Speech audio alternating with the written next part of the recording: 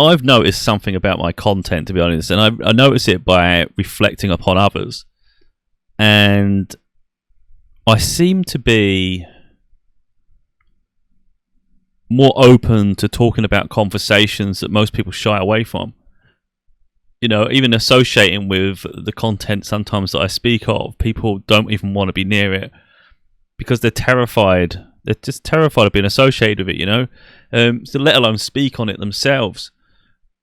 And I find that absolutely insane. You know, I mean, you know, even I understand some of the things I say is risky. But I think someone has to say it.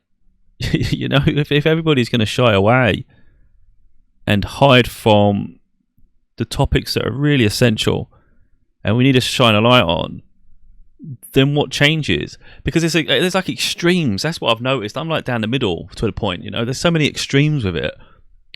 Some people will talk on topics, but they do so from... It's like it's not even a sincere position, you know. It's more like activism. It's more like they're doing it to cause instability for some reason. You know what I mean? It's like the cancel culture irritates the living hell out of me. I'm outspoken, but I draw a line somewhere. The problem with cancel culture is it's suppressing other people's freedoms. That's why I don't like it. It's saying your opinion is outdated or your opinion isn't valid. You must, if you can't agree to us, we cancel you. That's not any good to anyone. What is that? What is that? Who benefits from that then? You know, that doesn't serve a purpose at all. You know, I even mentioned in my books about sort of racism and all sorts of things. I touch on these topics, and I say the trouble with any sort of ism where someone's been a victim is people often want retribution, an eye for an eye sort of thing. So the trouble is there's always a victim, and the merry-go-round persists. You know, so if someone felt like they suffered, then someone has to be held accountable, of course. But then they kind of want the rights to go so far one way that other people end up being the victims. And then resentment brews, where we really need to find a way that everybody just respects each other. And I mean genuinely respects each other. Never looks down at people. You know, we're all one and the same. We're humans at the end of the day. That's what we are at our core. We're humans. So I can see it all from a pure perspective of we should all just be getting along, not differentiating between because of this reason and this reason. Cultures should be able to coexist and sort of have that respect for one another. But there's not a lot of respect in society. Even neighbours are sort of very selfish and self-entitled. You know, they don't really care about the noise they create or the nuisance. So neighbourhoods are no longer friendly. You know, it's no longer a community. Where does that stem from? You know, it's that self-entitlement, isn't it? It's that division. It's division across the board to the point where people are like, well, they don't care about me. I'm not going to care about them. I'm going to do my own thing. So who cares? Everybody's doing it. I might as well do it. I don't do it. I don't do it. I'm not a nuisance. I'm outspoken in what my views are, but I'm not a nuisance to those around me. I have respect. I've spoke about this before, you know. Even something as simple as putting a TV on the wall, I don't do it because I'm not going to upset my neighbour next door. You know, I haven't had any complaint, but why should I give them a reason to complain? So I can just put on TV stand. It's fine. You know, little things like that. That seems trivial, doesn't it? But these are it's even the fine details that I consider because I am a chain breaker. I don't cause a nuisance to the one next to me. And that's what it is. So humanity, for the most part, is toxic. There's always people that are outspoken for the sake of being outspoken. Some just want to be martyrs. And the topics I talk about, there's a valid reason for it. You know, I've either experienced something or I see someone else going through something and I kind of want to make a stand. Some people don't have the strength of character to speak up. They won't put themselves in the spotlight to say what they're thinking, you know. And I see someone suffering, I'm going to speak on it. So everything I say, there's a purpose to it, you know. It's impactful. Doesn't mean I'm like self-righteous in any way, but it's like I just noticed that some people just don't want to speak or even align with a topic or view. And I've always got something to say, you know, and I can't shy away. If it's bothering me, it's going to get said. Even if it's going to ruffle feathers, you know, or cause some sort of setback in my life. It's like, well, if it's going to cause a setback, it causes a setback. Because if I've seen something wrong, then there's something wrong. Yeah, I just find it strange because, like I just said, it's like extreme one way or the other. It's either hardcore extremism, or people just like not saying anything. So I seem outspoken in some regards, but I'm not outspoken enough in others. But yeah, like I say, the cancel culture for me is the biggest one that bothers me the most. So I would never be part of that. Never, because people should be free to express themselves. I think when it comes from a place of their genuine opinion, you're not doing it to hurt someone. It's just your genuine opinion.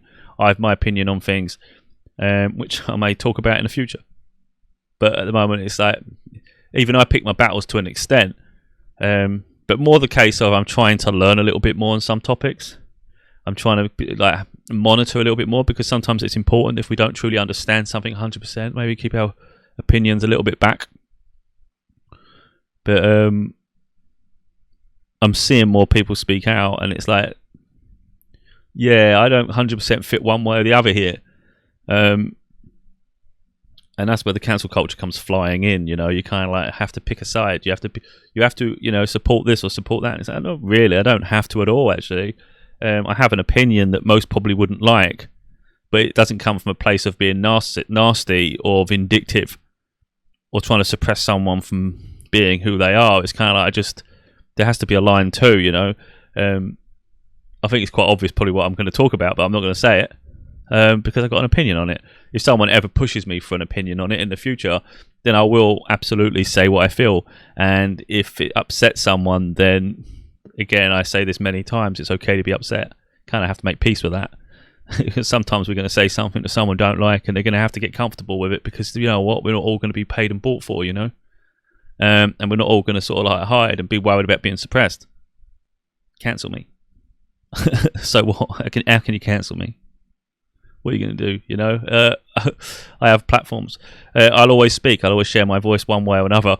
And it's like I say before, isn't it? I say some people, they do everything they can to talk over you because they're terrified of what you're going to say. Is that not what the cancel culture is? I like your comments. I really do, because it was the logical response, well articulated, and it made absolute sense. But as with anything, especially when it comes to this cancel culture, things can be ambiguous, and there's sort of lines you just can't cross. And if you cross it, you get caught up in a lot of mess, really. Like I said in my video, there's a topic I'm hesitant to talk about because there's just so much around it, so much chaos around it. And I also said in my video that it's something I only have a limited understanding of, so my opinion of it is just a personal opinion, but it can get you cancelled. I'm going to talk about it now, though, because I feel like it's got to be said now. So anyway, when it came to one of my books, I had it written in there. There's a cancel culture section. I'm pretty sure the cancel culture is still in there. I'm not sure. I may have took it out. If it is, it's more limited than what I was going to say, because the trouble with books is it stays there in history, and our ideas change, our way of thinking changes, so we evolve.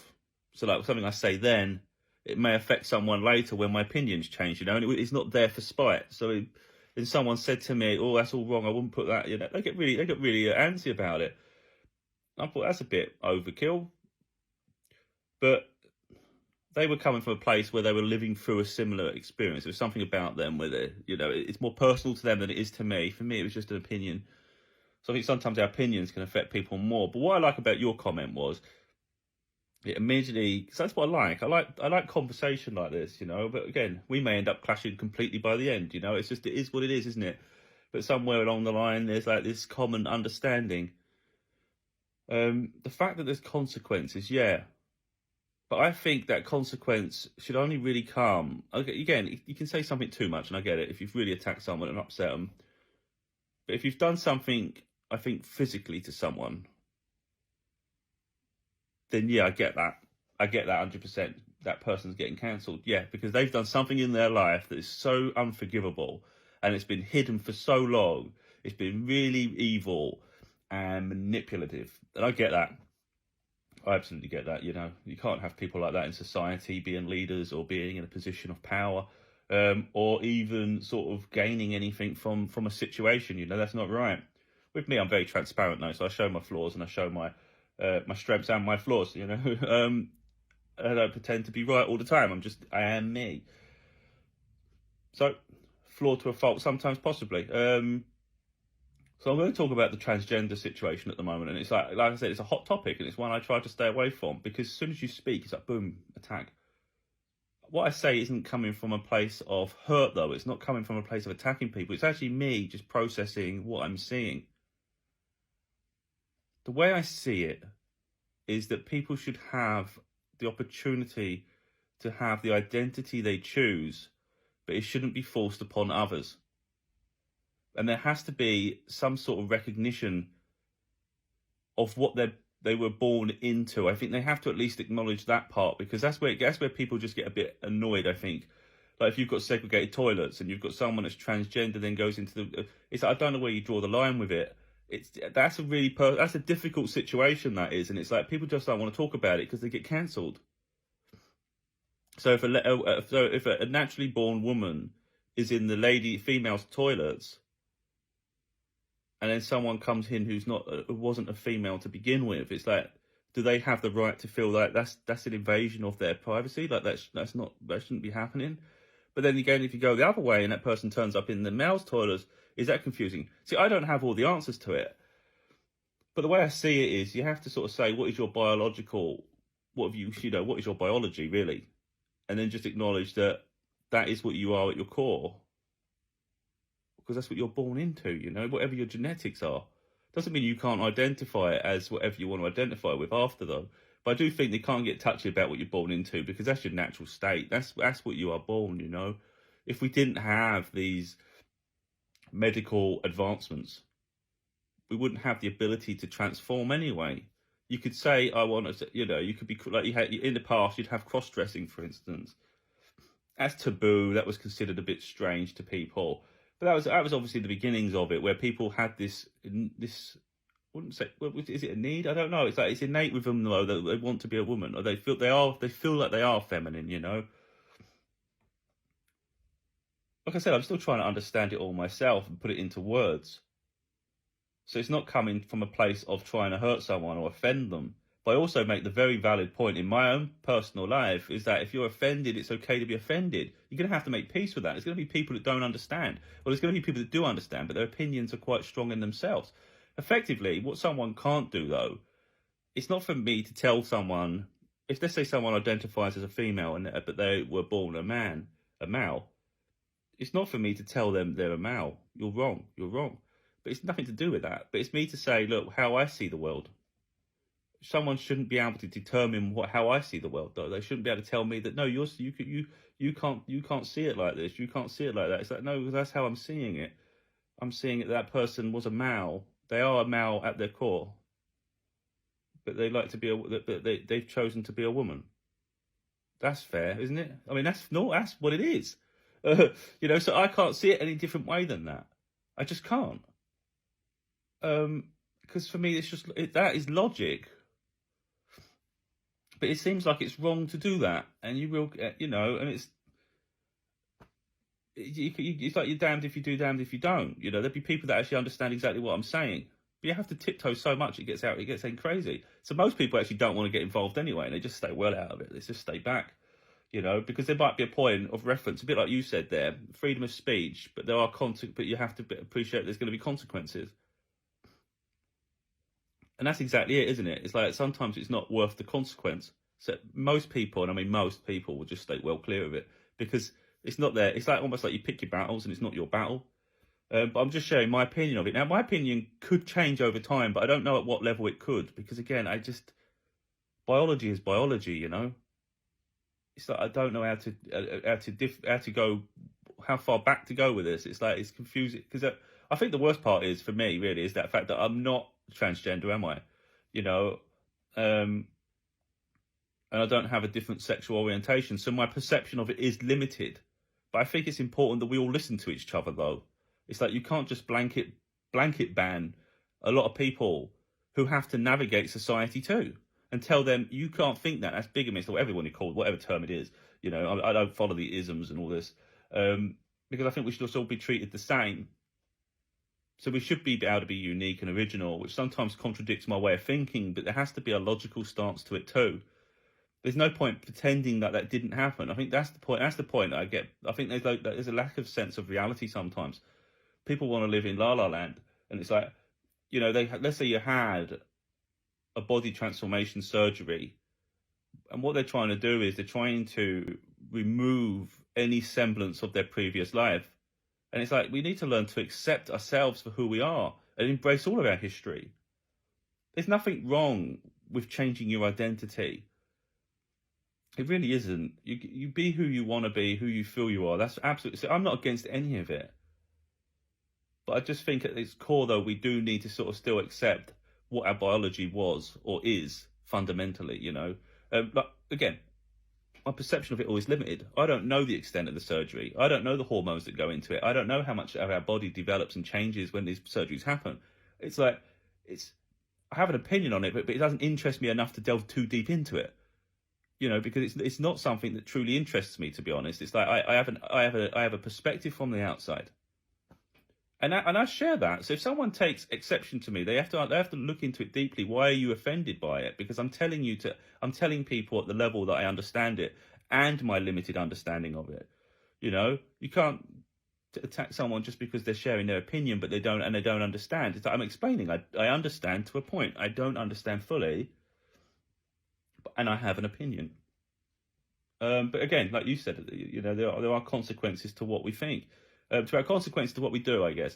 But again, mine isn't a personal attack. I don't name names. I'm not like that. So when I have an opinion in general, for the most part, I don't name names unless I feel I have to. And that's the part I don't really like when it comes to a cancel culture. People round on an individual name, and sometimes it's so unnecessary. And that really bothers me sometimes. I look and think, sometimes they go to cancel someone without knowing all the facts. They take it like a soundbite, or they'll take this and they take that without forming all the facts around it, So yeah, anyway, I did like what you say, but by the time I finished talking, I may have offended you because I offend a lot of people, It's just the way I am. It's like I speak my truth, and I can't apologise for that, can I? Because how can I if it's what I'm thinking? I just posted a response to sort of cancel culture. It was a good comment the person left for me to react to. How they react further, I don't know. And it's like, the thing is, it doesn't matter what area you go in your life. There's always going to be someone with a differing opinion, and it's just learning just to understand that people have opinions, and that's really what I just want people to get through. Is to understand that we're all going to live our life in a unique way. We're going to see the world in our own unique way, and we have to navigate through it together. There's no point keep attacking one and attacking the other, It's like you can have an opinion, but it's okay to be offended. We just need to get that into our head. It's okay to be offended. It's okay to not have everybody conform to how you want them to behave. Now, there's something minor compared to the bigger scheme of things, but it's still something. My brother changed his name. There was a situation going on in his life. He changed his name. I can't. Well, I would say I struggle. I just can't, because I've tried. I just can't do it. I cannot refer to them by a different name. I can't do it. It's not natural to me.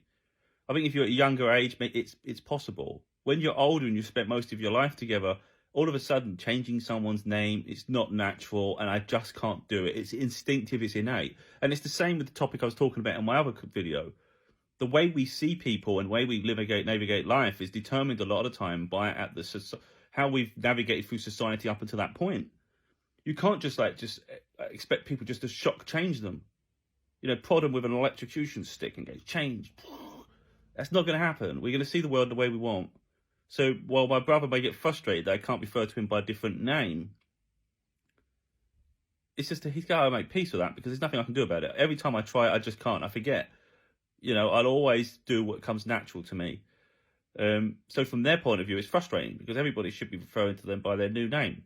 It's like, yeah, but I can't get along with that name because I don't know you by that name. So again, it's like someone's trying to force you're both forcing each other, really. I'm saying, be what you want. If you want to be considered that name, that's up to you. I'll still navigate the world in whatever way I choose to. And there's nothing I can do about it. It's just innate. So I'm just always myself. You can think of yourself that name, I'll think of you by this name. And that effectively, as a small representation of the whole, cancel culture and this identity situation that people have. But that's in a nutshell, that's what it is. It's like, I'll see it one way. You can see it whatever way you choose. I'm not telling you the way you're seeing it is wrong, and I'm not asking you to change the way you see it. But don't force me to see it the way you want me to see it. And I think on a smaller scale, that's exactly what I'm saying. I'll see the world how I choose to see it. People can try and educate, and that may help. But it could also turn into confrontation and resentment, bitterness, aggravation. Because when you educate someone, or at least try and attempt to educate someone, you can't guarantee they're going to take everything you say on board. We can't, it's not like you can just like manipulate someone to be what you want. Effectively, we're not robots. You can't reprogram us. You can give us information and we'll use that to decide ourselves how we see the world. But what you can't do is reprogram us and tell us to see it how you want the world to be. Because the converse of that is you see the world how we see it then. You take away all your values and morals and be us. Because we're all unique. And you've got to stop trying to change each other. It's an acceptance of each other. So while some things I say may trigger people, they're perhaps taking it out of context. And again, people who want to see something one way will see it the way they want. So they'll take my words in whatever way they choose to take them. Other people will see the purity in it, perhaps. But everything I say is with a positive intention. So it's like I'm just sharing a mindset that I have. And I'm someone that's probably one of the most stubborn people on the planet. I can't be bought. I can't be manipulated by money. So I'm very resilient in the fact that I stand for my morals and I speak from a place of integrity. So it's very hard to sway me because I'm actually talking from integrity rather than a place of trying to get status, trying to earn money from it, trying to leverage a situation for my gain. I'm not interested in that. I'm just speaking to show people that it's okay to be themselves, whatever side you're on any situation. Because ultimately there shouldn't be sides. We should just be able to navigate life, But some things do require topics of conversation, and that's that. Some things are just so uncomfortable and so awkward that there's just no way of rationally getting through it without there being like throwback from it. There's going to be, like I said in this other video about consequences. It's going to happen. Change. Sometimes change takes huge impact.